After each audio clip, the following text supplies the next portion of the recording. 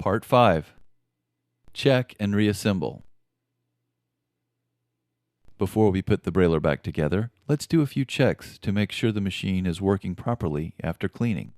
Put a piece of braille paper into the machine and check the pawls. First, type some braille.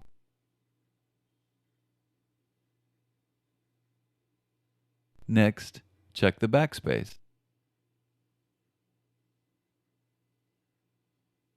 Finally, check the line spacing, making sure these operate correctly.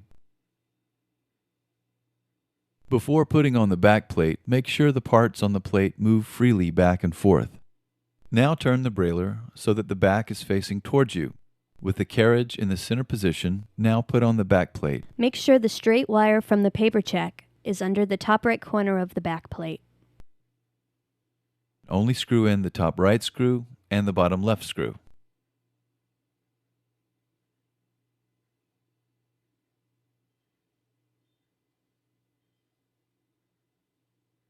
Turn the brailler on its back and move the carriage a little to the left. Then, move the right margin as far left as you can and lock. Tap it on the left side.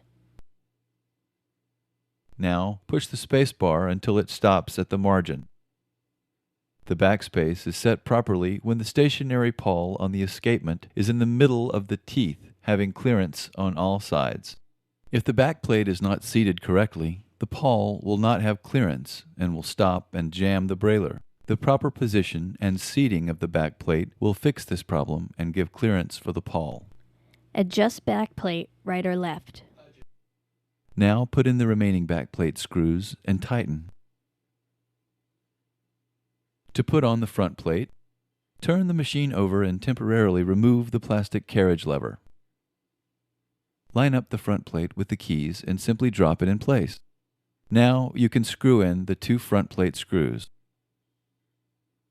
Now let's put on the plastic carriage lever, which slides straight on and flush with the casting gear. Make sure it goes all the way on to the back. Put pressure on the metal piece with the hole in it. Next, put the screw on in the center.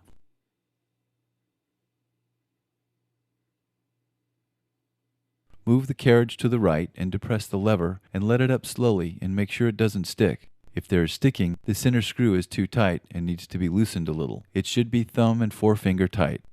Now we're ready to replace the apron. Turn the brailler upside down.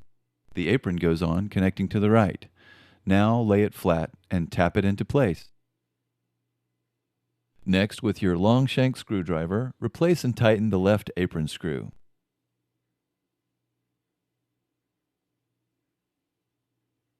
Now tighten the right side. Turn the brailler right side up. Now put a small drop of clock oil in the paper guide slot before replacing the paper guide. Put the washer in so the radius is to the front and to the right.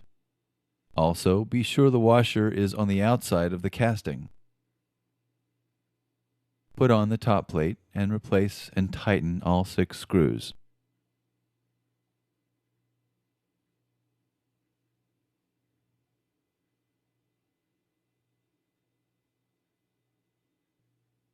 Now replace both guide knobs on each side. Some machines do not have these.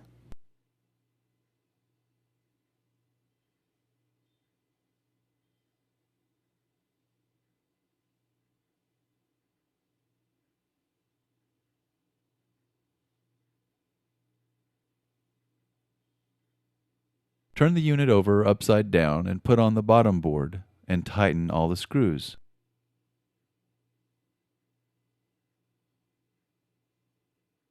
Now your Perkins brailler is ready for use.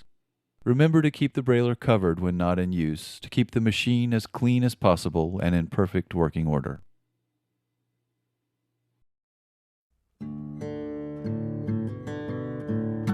For more information on parts, tools, repair manual, brailers, and other products, visit us online at perkins.org and click on How Press Perkins Brailler. Our phone number in the U.S. is 1-617-972-7308. or email howpress@perkins.org.